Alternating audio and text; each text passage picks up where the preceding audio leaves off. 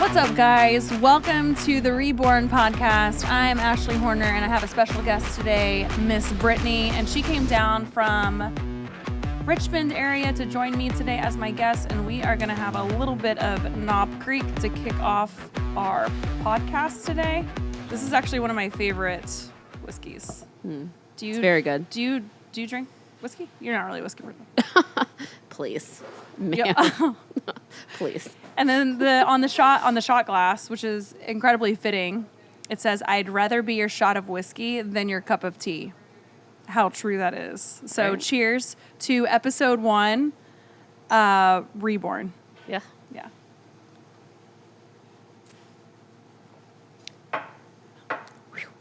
Whiskey's not really made to be taken as a shot.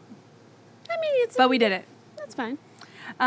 So I just want to welcome you guys to the Reborn podcast. During this episode, we're going to be talking about getting reborn and what that means. I chose the name Reborn for my podcast because for me, I am constantly facing adversities. I'm constantly facing mountains that I have to climb in my life. And it seems like I go through these seasons where I'm having to completely come undone to rebuild myself. And during those times of rebuilding, you find yourself incredibly vulnerable. You feel extremely weak. But what is happening through this process is you're actually making yourself stronger. And it's not until we get to the other side, to the end, till we start seeing a little bit of light, a little bit of hope, that we truly realize our strengths. And for myself and all the experiences that I've had, from being a mother to being a fitness athlete, all of my crazy athletic endeavors to running businesses, I have learned a lot. And the times that I have truly grown or that I have seen growth has been when I have failed, when I have fallen flat on my face, when I have cried on the kitchen floor, when I have called Brittany, told her I quit, go find a job somewhere else. That it's in those times that I just have to take a step back. It's when the true growth happens, I think. I think so too. And so we just want to welcome you today and welcome to the Reborn podcast. So now I wanted to take a moment to introduce Brittany, who a lot of you guys might know. She does customer service on AHCO. She does customer service on Transform You. She does customer service on Valkyrie. She does shipping and receiving on Valkyrie. Yep. She helps with social media, answering your questions on DM. What else do you do? You do nutrition. She's my nutrition coach. Unbroken. Yeah, Unbroken, the Unbroken Foundation. She assists with that. Keeping you sane. Basically, she is my real-time, real-life AHCO Pepper Potts is the name that it's an Iron Man reference. Yeah, it's the Avengers. If you don't know, look it up. You need to watch the show. So Brittany has been working with me for it'll be 3 years in the spring. Mm-hmm. And we met. I surprised her. She came down to Virginia Beach. I surprised her. And we kind of kept in touch a little bit. And then she came to me. She was like, you know what? I just want to raise money for the Unbroken Foundation. It's really, it's rung true in my life and like what the Unbroken Foundation stands for. And it's about the Unbroken Foundation. If you're not aware, it is a foundation that helps and aids for women in need, battered women and children, and then just helping women find beauty in their strength. And Brittany came to me. She wanted to raise money for the Unbroken Foundation. And she said, I got it. I'm going to do one burpee for every $1 that was donated. And so we ended up doing how many burpees? 1,848. Now, let's just be clear. When I went into this, I was expecting only doing it on my own. So I was like, I mean, I'll get some, but like, I was not expecting. Because then when you came on board and said, oh, I'm going to do it with you, I was like, well, shit. We did a lot of burpees. I'm going to get a lot more. We did a lot of burpees. And we got to number 100. And then Brittany had to step away and she walked outside. This was at American Sled Dogs, my training facility here. And she's like, just give me a second. And she ended up like barfing Like, I don't even know what. I think you recorded it too. Yeah, and I was like, "Are you okay? Like, should we stop? You want me to keep going?" I got you, and you're like, "No, my body just needs to know this is what we're doing today. I just need to barf, and then I'm good." And that was kind of the start of our friendship. And then later, I ended up asking her if she wanted to come onto the team, and we have been together ever since. Yeah. And she's a very strong asset to everything that I do. I couldn't do it without her. And she sees a lot of the good, but a lot of the ugly and the hard and the days that I just like want to take a hike and never come back. So she ends up bringing me back. So for me, whenever I started my fitness journey, I actually, on the contrary to what people think, I actually started after I had my first son, which a lot of people start their fitness journey before. Before having kids, yeah. Yeah. So when I talk about like my fitness journey was getting on stage and competing. So Is that the one with the butterfly wings? Yes, but that was after. I started with NPC out here on the East Coast, actually. And it was at the end of my first pregnancy with Trip. And it was before I had any stretch marks. It was before I had a C-section. And I saw like this girl in a magazine, and I was like, wow, damn, she looks good. Like, I'm going to be that. And I kept going to the doctor's office, and, he kept saying, you need to slow down. You're eating a lot of Oreos. And I'm like, nah, man, I'm going to compete soon. And then lo and behold, man, like 2 weeks later, I ended up like I got stretch marks. Then I had to have a C-section. But like in my mind, I had already committed to something. Yeah. And that like honestly, like even to this day, like once I've committed to something, like I do it. Yeah. And I was scared. So before that, did you lift? Like I knew that didn't. you did like sports, but I did sports, but I never lifted. I was a soccer player growing up, ODP. I did a little bit of gymnastics, but I ended up going ODP, traveled with soccer. Yeah. And then I really wanted to get on stage because I thought it would be a goal to like help me get my bikini body back with a 6-pack abs. And what I realized in that moment of getting on stage and competing, first of all, I was scared out of my mind. And I thought that my body had been ruined. I never saw anybody in a magazine that had stretch marks. Didn't know of any other fitness athlete who had had C-sections. I was like, literally, I'm going to go up on stage and everybody's going to point and laugh at me. And I actually ended up taking home 3 trophies that night. Yeah. And so what that taught me, and then shortly after, I ended up doing a photo shoot with Paval is his name. And I remember going to him and I was like, look, I have some stretch marks. And he shot for a lot of the main magazines. And he was like, that's okay. He's like, I shoot tons of women who've had stretch marks. And I remember I was like, what? I'm like, you're telling me like this is normal? And then for the first time, there was a couple things. One is that throughout my pregnancy, I had so many comments of like being a mom and having a mom body and that I would never get my body back. Right. And right then, and it's funny because it's even now I'm like, oh yeah, let me show you. Let me show you how I'm going to get my mom bod back. It's going to be better than it is now. And then the second was just like how I felt. And then once I touched the iron, how it empowered me. Yeah. And that is ultimately what started me on my fitness journey of starting with competitions. And then I wanted to be a trainer because, and it's crazy. And maybe we can find this clip and share it. But one of my very first YouTube videos,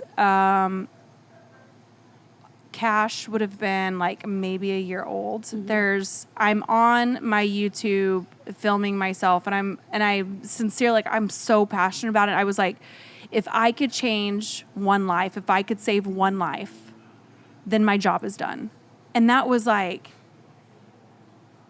10 years ago. Yeah. And I never expected to be where I am today. It's just that first step. It is the first step. And so, and then with you have lost a ton of weight and you've started running. Yeah.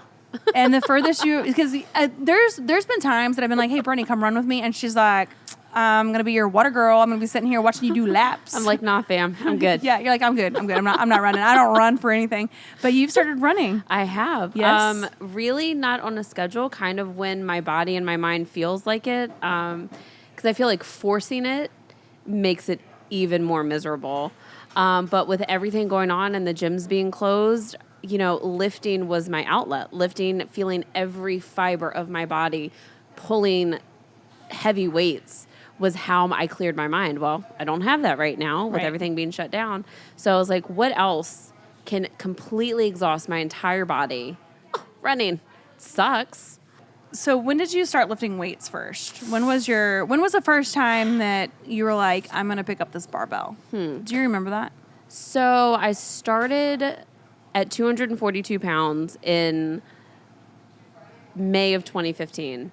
And it was me looking at my daughter and her being completely heartbroken that mommy couldn't keep up to play. Like, were you guys like playing tag or what? Yeah, like Or we you were just running up around and down outside. And like, she was like, mommy, come do this. And she's, 4. And I'm like, mom's out of breath. Right. Like, and just that disappointment on her face was literally what pushed me. And I was like, I'm going to hire a trainer at my gym. And this is going to keep me accountable. And I met with him a couple times a week, and he was the one that introduced me. Do you feel like you learned a lot though? Because I think it's important, especially people who have never lifted before. Yeah, I think that going in and either partnering with somebody who knows lifting really well is a really good place to start, or hiring a trainer. That I didn't know where to start. I had tried multiple times and obviously had failed, and but you had the accountability. I did. It was somebody was there to meet you there. It was like setting an appointment. Yep. I had an appointment to be there, and he taught me how to lift weights and work out and this, that, and the other. And then I had my son, so that put everything on hold. And when I came back, I wound up working with his girlfriend because he wasn't able to take on any more clients. And she actually was the first one that had me put hands on a barbell. A female who does physique competitions. And because before, I don't think that physically I was ready because I was so large that it was just like you didn't have the functional movement. No, I don't think that I did. And granted, I was a little bit larger this time too, but my heaviest. But she was the one that put a barbell in my hands and said, "We're lifting." And it just continued from there. And then after she moved on, I wound up hiring another trainer at the same gym, and he taught me how to track macros. Very cool. And literally, it's just education. I think that's so important for a lot of trainers. It's that you have to be willing to teach, because if like your clients and the if you're out seeking like a trainer, it's important that, and some people just like people coming in and being told what to do every day, but it's important to learn. You have to learn. You have to learn because it's a waste of time. Yeah. You have to learn what you're doing. I still remember it like it happened yesterday. Whenever I walked, it was some gym, and I actually don't even remember the name of the gym that I was at, but all of their functional fitness equipment and barbells and like the iron, it was downstairs. So on the top floor, like when you would walk in, it'd have the machines, it'd have the cardio. Yeah. And for the longest time, I got on the elliptical. I was, I guess what you would say, like a cardio bunny. It didn't lift because I was afraid that the weights would like actually make me bigger. Like I thought, that's what I thought. And so I was really, I was unsure about it. And one day I think I was just pissed off, and I walked down there and I walked down and it was like a darker room. Like the weights were just, it was grungy. Right. It was grungy, and it has a different feel. Yeah, and like the sound was different. Like there wasn't a TV posted up. It wasn't like, hip hop music. There was no music downstairs. Everybody had their hats on, pulled down low, their headphones in.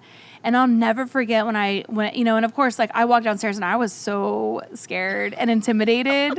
And I was like, oh my God. It's so funny to think about that because now you're like. But I think that's the thing is like, and I think that's like a misconception, is that like we all learned at some point, right? Yeah. I didn't come out of the womb knowing how to bench press. I had to be taught that. I had to learn. And a lot of times it's just like saying, like, F it. Like, I'm just going to go in there and just do it. And that's literally how you learn and you become fearless. And so I still remember that moment. I'm pretty sure my eyeballs were like deer in headlights, just looking around at all the equipment and like, oh my gosh, like, and what's crazy is like for the first time, I truly felt like that is where I belong. Like I loved the grit. Like it was hot down there. It was sweaty. It was mainly men. I was probably the only female down there. Yeah. And I was like so intimidated. And I just remember like setting up a barbell and there weren't any rubber plates. It was just all iron. And I just remember being like, dang, like I love this place. Right. And yeah, so I mean, it was like really addicting. And through that, like my fitness journey just kind of grew. But I think it's important that like, if you're listening to this podcast is that like definitely a takeaway is understanding and maybe you're thinking about lifting weights for the first time or you're wanting to change your life or like start over is that it's okay to not know what you're doing. Exactly. Because myself and both Brittany, there was a time where we didn't know what we were doing. And we learn. And then there's like this like, where you're standing at the edge of this cliff and like sometimes you just got to jump. Right. And you have to take the chance. Without planning, you just go. Dive. You just go for it. And I think a lot of that like is like definitely a parallel to like even fitness, from fitness to life. Running businesses. Yeah. And I don't think that like when we talk about strength training and physiques, it's so much more than that. It's not just about having a toned, I hate that word. Don't use the word tone. I just use tone. Do not. I hate the word tone. It's not about just having a sculpted, strong physique. We don't use the word tone. There's no such thing as tone. No, we cannot tone. We cannot tone. You cannot spot reduce. No. But it's so much more than that. It reaches a much deeper spot, I think, and it bleeds out into not just in the gym, but the discipline that you have in the gym, the discipline that Brittany showed every day, waking up and meeting her trainer. And then guess what? She didn't have a trainer anymore. She started a training program, which was Charlie Mike, and then moved on to Pipe Hitter and Achieving Prominence. She didn't have necessarily that accountability of somebody meeting her there. She had a great, strong community. Yes. Yes. Very much so. But it comes to the point where sometimes you just have to take the leap. And for me and like my journey, and it kind of goes back to the story that I was talking about earlier, that like I was so scared. I had already committed to getting on the stage. I was extremely scared. I was like, this is so pointless, like what I'm doing. And if we know anything about you, when you say you're going to do something, I'm going to do it. So whenever it comes to like Reborn, like what Reborn means to me, it's kind of like what I mentioned earlier. It's the process of being scared, having to be vulnerable. Yeah. And, like teetering with like the fear that's setting in and questioning if you're even going to do it and then doing it. Right. And jumping and taking that leap of faith and just having to trust that you may not know what you're doing now. You may be scared, but if you could just trust the process.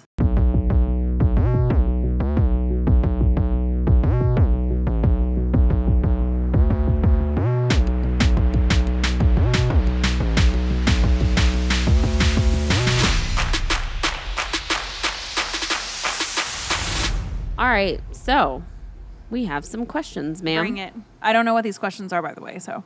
Surprise. All right, the first one. Mama of 4. Mama who works full-time nationwide and cannot remember what self-care looks like anymore. When everyone needs something from you, what do you do to reset? This is a really good question. And like whenever this is definitely something that I can do better at as well. And I have to constantly remind myself, because everything that I do, the businesses that I operate, being a wife, having 3 young boys, I feel like I'm constantly giving, and I'm extremely passionate about my work. And additionally, I like to be incredibly involved in all of my my work things that I do. So I like to kind of explain it like this. Whenever you're on an airplane, the lady comes on over the intercom and she says, put your mask on yourself for oxygen before you assist someone else next to you. And I think I just remember one day it just really, really resonated with me that I felt like I was constantly giving. And it gets to a point where your tank will run dry. You will run out of oxygen. And you have to take care of yourself first before you can expect to give someone else the adequate love and care and attention that they need. And what I would say to you, as hard as it can be, and I know that you're feeling guilty because as moms, as females, women, we just carry around this guilt and this weight on our shoulders that we're not giving enough. But what I would say to you is just start with 30 minutes. Maybe you're going to wake up an hour early. Maybe it's going to be 30 minutes before the family wakes up, before you have to check your emails.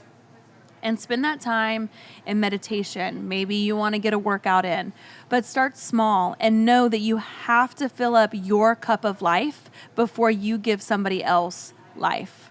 And that would be my answer to your question. Perfect. I love that. All right, next one. How do you recommend tracking runs, heart rate, distance, etc.? I'm trying to optimize workouts for some races and feel the need to be strict about tracking to get to where I need to be for my goals. Mm-hmm. I mean, that's a good one. Like, there's different ways that you can track, right? You can run by time. You can run by distance, depending on ultimately what your goals are. Mm-hmm. For me, for the past probably 3 years, maybe longer, I've had nothing but a watch, a smartwatch. I have the Garmin. I have the Phoenix 6X Solar. It's the newest one that they have. But for me, it's like I don't have to do a lot of the, math ahead of time. Yeah. Like I can basically turn on my watch. It does it all. Hit go. It does it all. And it even tells me like how much time is recommended for recovery. I can't say that I necessarily pay attention to that because sometimes it says like 36 hours. I'm like, oh no, bitch. And it also tracks your sleep, which is really good as well. So, yeah. I mean, I definitely like there's all kinds of apps out there that you can use. The watches, I recommend the Garmin. Brittany recently started running.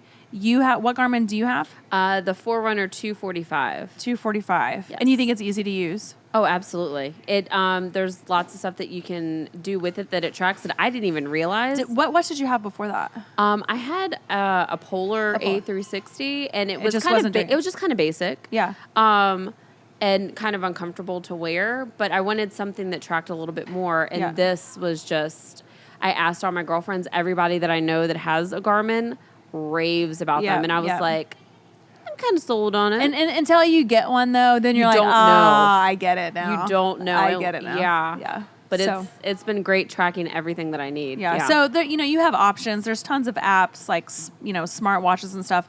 I prefer the Garmin. And then and Brittany has like the Forerunner, which is equally good. We're like Garmin people.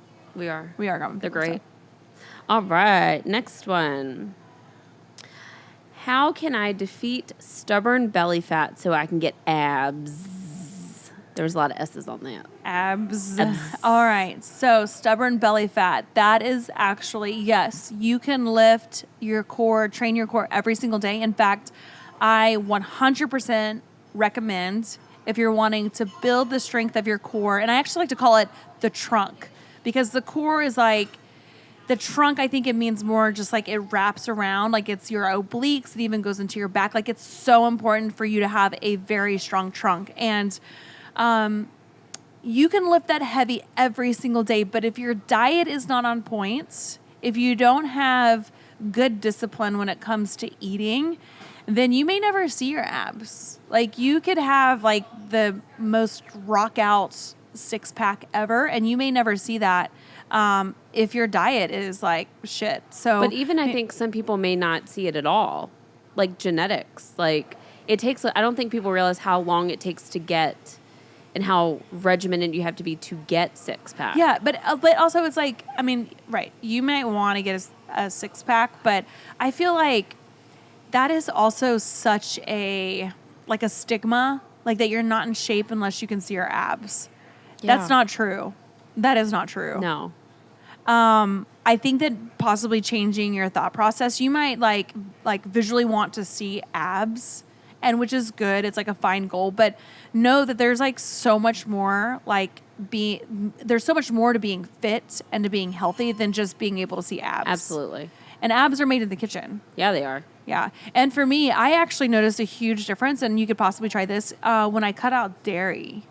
Yeah, that's so inflammatory for our system. Yeah. And so I'm not even like lactose intolerant or anything. And I have heavy half and half or heavy cream in my coffee now. But whenever I cut out dairy, and you'd be surprised by the amount of things that like actually have dairy in them. It took about 2 weeks, but I saw like a huge difference. Yeah. A huge difference in like where I would hold weight, and especially like in the lower abdominal like region. But yeah, I mean, maybe like just get your mind off of like wanting to have like a 6-pack or like and then baby steps.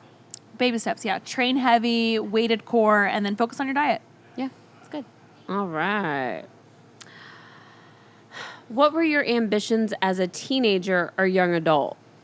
I mean, we're still young adults. Did you always see yourself going down the path of a fitness professional as someone who grew up playing sports, or did you have other visions? That's a good one. Mm-hmm. So I was going to school to be a kindergarten teacher. I know. I think I made it through 1 year of college. Nah, fam. Struggled through that 1 year of college. Not everybody is an academic person. I was not an academic person. I don't see you sitting still for that long. No, I really struggled. To go through college courses. I really struggled. So I actually never knew what I wanted to be when I was growing up. I grew up in the country. Like, maybe I thought I wanted to be a veterinarian. I actually never thought about it, and then it was like all of a sudden I was like, oh, I've got to go to college. I have no idea what I want to do. Right. And so I don't know, like I thought that I wanted to be a kindergarten teacher, and I started that. And then gradually my father got sick with cancer, which took me back home. And I never thought I'd be doing fitness. It's something, there was like a transition in my life where like fitness was the only thing that I knew, and I didn't have, a degree in anything. I didn't really know any other skills or trades, and fitness was literally all that I knew. And I wanted to take it. Kind of goes back to that video that I made, the YouTube video, that if I could just change one life or save one life, then my job is done. And it kind of, it goes back to my experiences and what I felt, that the weights and having the discipline, even with nutrition, how it changed me. Like I wanted to share that because it was awesome. I wanted to share how weightlifting changed my life and how I felt empowered. And I took that and I just wanted to literally shout it to the world. But I never thought that I would have the platform that I have today. It is awesome because it's a much bigger voice to change those lives. Yeah, and to raise awareness. Right? But at the same time, it can be like, sometimes I don't like actually realize, I think like how many, like, I guess I like to call you guys supporters. I think if you like actually looked at the numbers, it could be like a little bit intimidating, but I just kind of do my thing and like share my journey, ups and downs of being a mom, everything that I'm doing. And yeah, and I just really appreciate that you guys follow along with the crazy Yeah. journey. All right, at the close of every show, we're going to issue a homework assignment. And today's homework assignment for you that I would like for you to take with you is to work on the accountability. Find somebody who can meet you at the gym. Find a buddy. I know our Ashley community is huge on keeping each other accountable. You will find that whenever you surround yourself with people who are like-minded, they don't have to have the same goals. But whenever you surround yourself with like-minded individuals going in the same direction, wanting to better themselves, that you will reach your goals so much faster and you will show up and you will have that person to lean on. And what I have found in the past, whenever I've had workout partners, it's like, I may not feel like going to the gym that day, but I know that somebody's going to meet me there. And knowing that you have a person that is there for accountability, you're going to show up. So find an accountability person, get somebody who's going to be there with you, and let me hear about it. All right, guys, I just want to say thank you so much for joining us here today on the Reborn podcast. Let me know your thoughts, anything you would like to hear us discuss. Make sure you give us feedback, like, comment, and follow us on @Reborn Pod, and we will catch you next time. Thank you so much.